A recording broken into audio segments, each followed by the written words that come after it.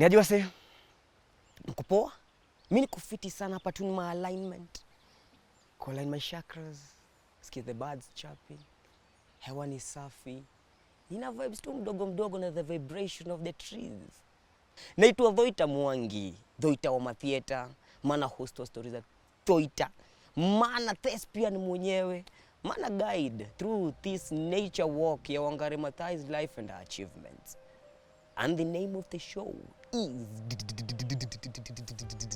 Memory Keepers, brought to you by Stories Zetu. Watu wali for birds. Najua by sahi already si unawangam. Aya, best in the world. On January 8, 1999, I was not even of taxpayer's age. Thank you very much. I didn't even know who Caesar was, leave alone what belongs to him. El Nino ilikuwa inaosha pretense yote ya Wakenya. Political clashes zikaanza kupanda. Alafu magongi wawili wakamuoniaje wataenda kubomb the US Embassy in Dar es Salaam na Nairobi. Now speakers zote dunia mzima zilikuwa zinaimba I'll be missing you everywhere.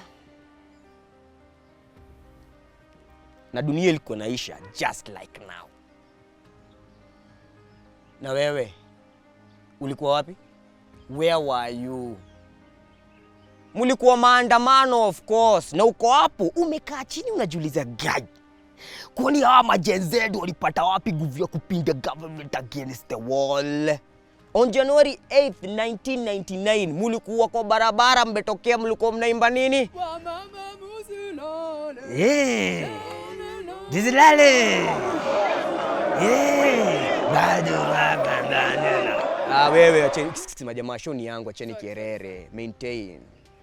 Now question, what do you think that lady you've been talking about? Unadhani alikuwa wapi? Yeah? She was in the forest of course. Ndio tupatiwe sasa story venye inafaa. Tuko na kijana mmoja storyteller, mmoja moto sana mwecheche. Anaitwa Dhoita, wa stories za Dhoita. Wacha tusikie anadai kuchapia story ama riba inakaaje. Oya Dhoita, stories za Dhoita. Iende sana. On 8th of January 1999, Wangarĩ Muta Maathai alilead mbogi moja hatari na mwecheche, na mission ilikuwa ni jamu kwenda kupanda miti Karura Forest. Na hii mbogi yenye Wangarĩ Muta Maathai alikuwa nayo ilikuwa na the Green Belt Movement members, ilikuwa na human rights activists, ilikuwa na majournalist na ma-opposition MPs, na wa mwisho walikuwa naitwa the international observers. Venye walifika pale hivyo kwa gate ya Karura walipigwa pose moja hatari, hata kabla waseme mti walipatana na mafimbo, marungu na manyahunyu. Una imagine goons wamejidisguise kama construction workers, wamevunja sura na ma-green helmet kama magoons wa siku hizi akina Swale na Gaucho. Lakini sema steam kupanda, sema tension kutoshuka. Wale magoons walikuwa wamebonda magwangi, walipatana face to face with the one and only legendary lady Wangarĩ Muta Maathai. Alikuwa armed with all but one walking stick. Lakini yule madamu wetu walikuwa wanapenda kupiga vitenge zake safi, alafu kwa kichwa walikuwa wamepiga head wrap moja ilikuwa na maua inameremeta. Ile mbogi ikiangalia tu mbele, hiyo ndio the head wrap ya maua inameremeta. Wanajua rada ya huko vyo mbele ni safi. Walikuwa wanafuata Wangarĩ Muta Maathai wakiimba Wangarĩ wewe ate.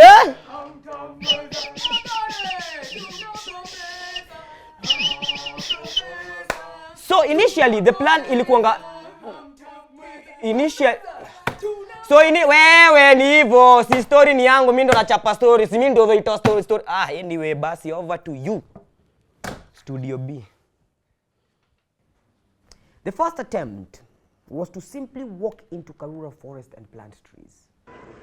We came to plant trees as we have done in the past. And of course, as we can all see, some armed guards whom we knew were stationed here to prevent us from entering the forest. Then, suddenly, 200 armed attackers descended on them.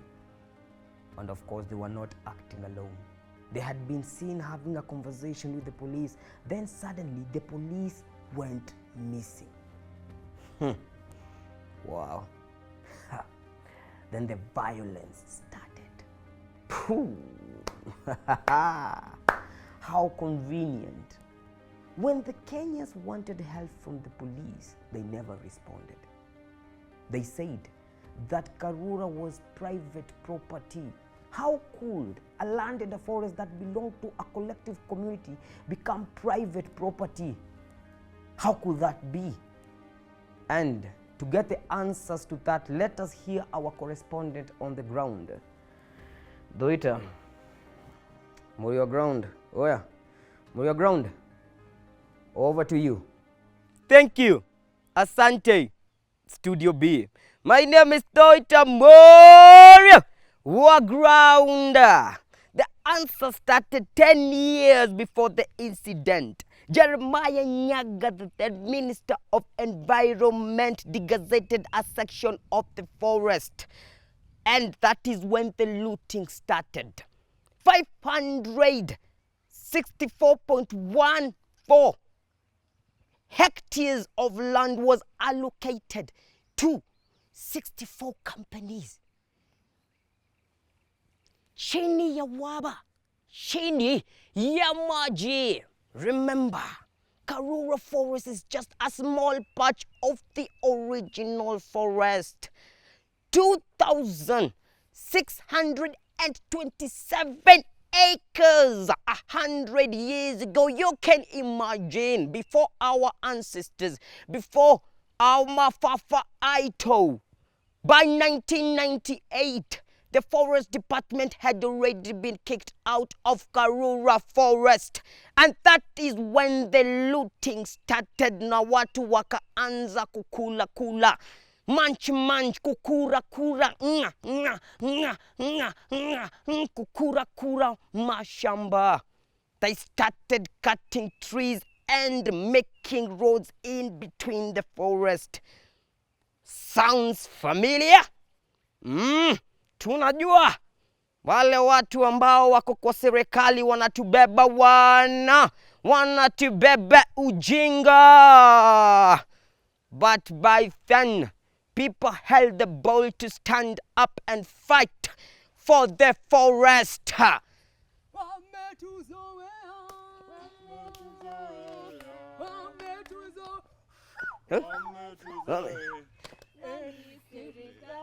Wametuzoe, hey Siri, wametuzoe.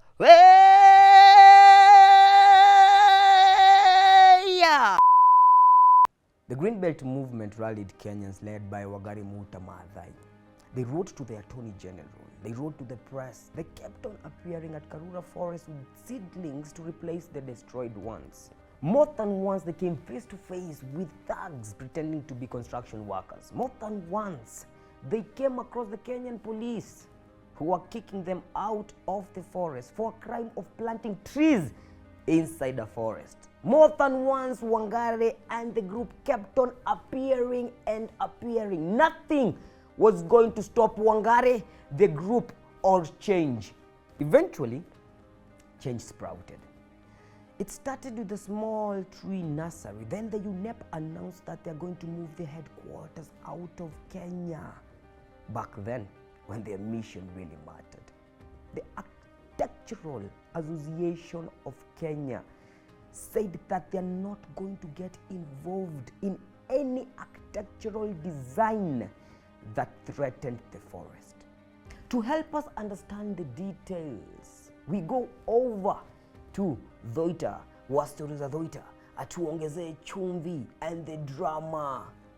Over to you, my G. Doita wa Stories za Doita. Yeah. We. Hey. Sema kimeumana. Buda, kumbuka hii ni Kenya na streets ndio kuse. Haya basi. Sema haya. Haya. Green Belt.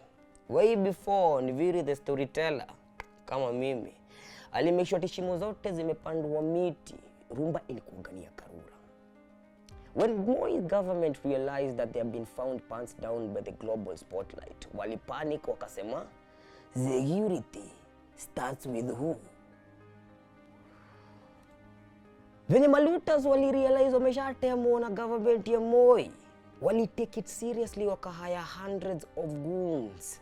Wamepiga mahelmets wakakuja wakiwa armed for war. Na hiyo ndio mbogi Wangarĩ Maathai alipatana nayo.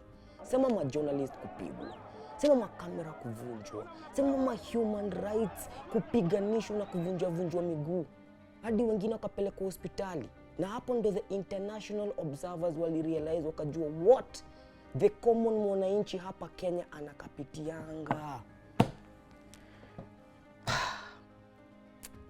Alafu sajo kuharibu jo bana, kutilia chumvi kwa kidonda, wakagonga Wangarĩ Maathai kwa kichwa na akaachwa akimwaga damu ikaidamu.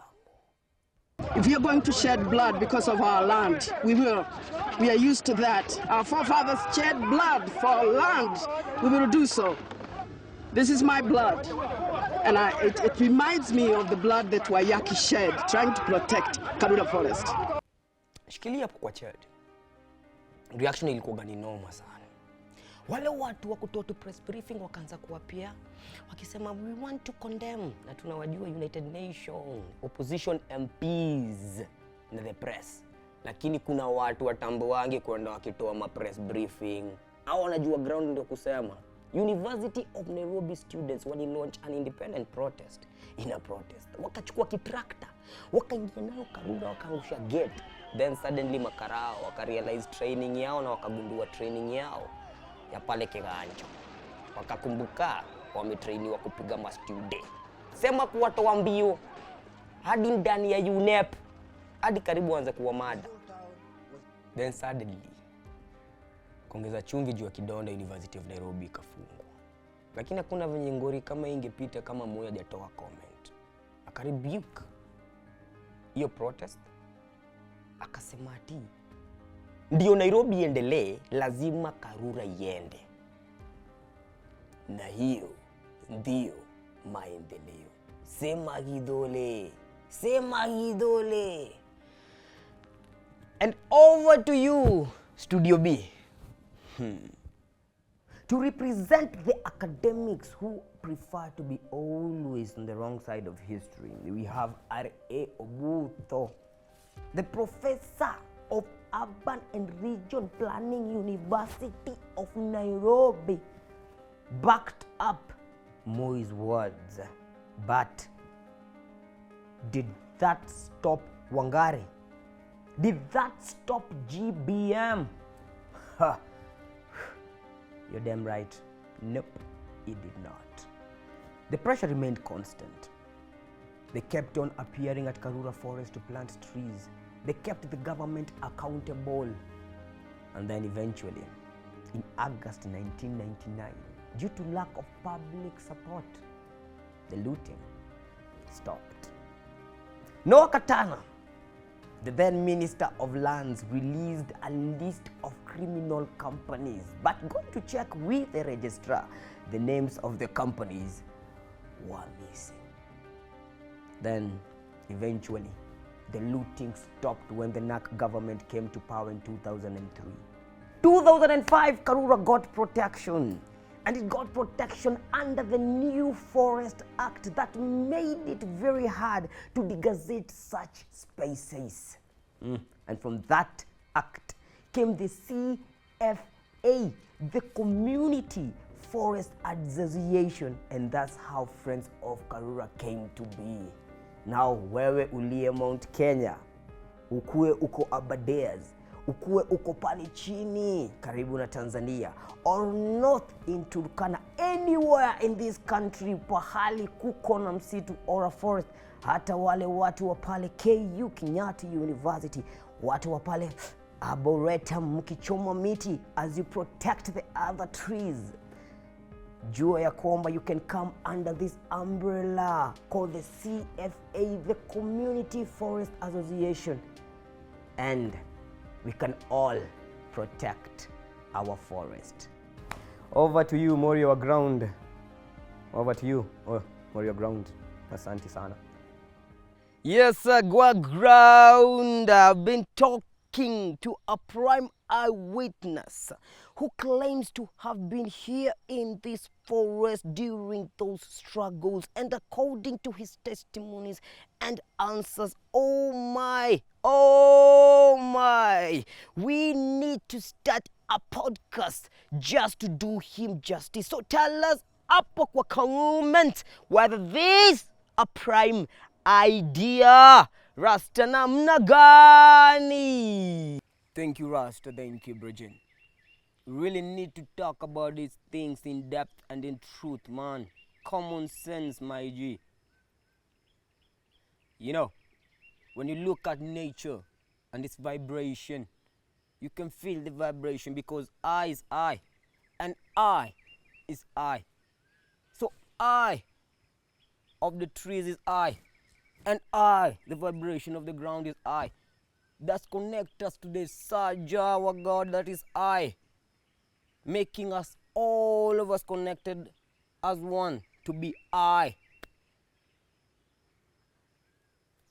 Kuongea ukweli majama, tuambieni tu ukweli, tuacheni ujinga, tuongee tu ukweli, the truth, naked truth.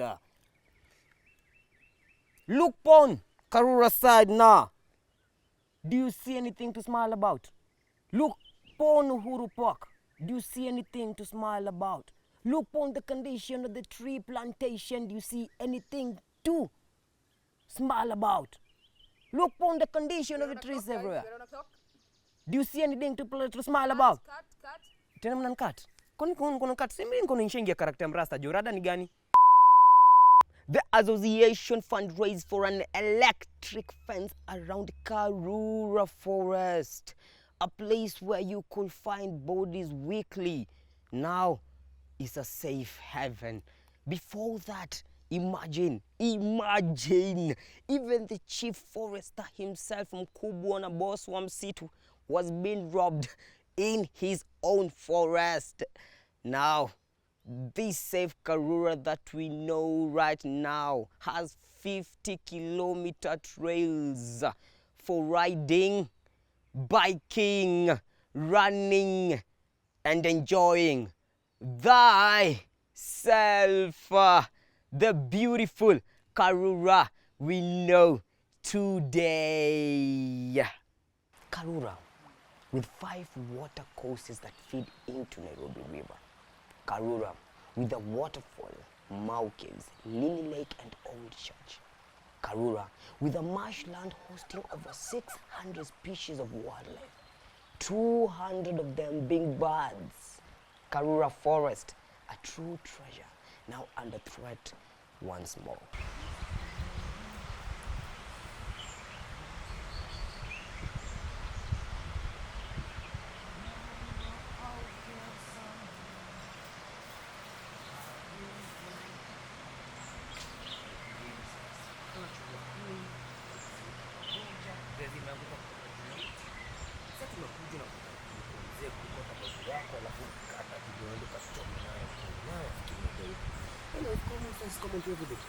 Aya, Allah.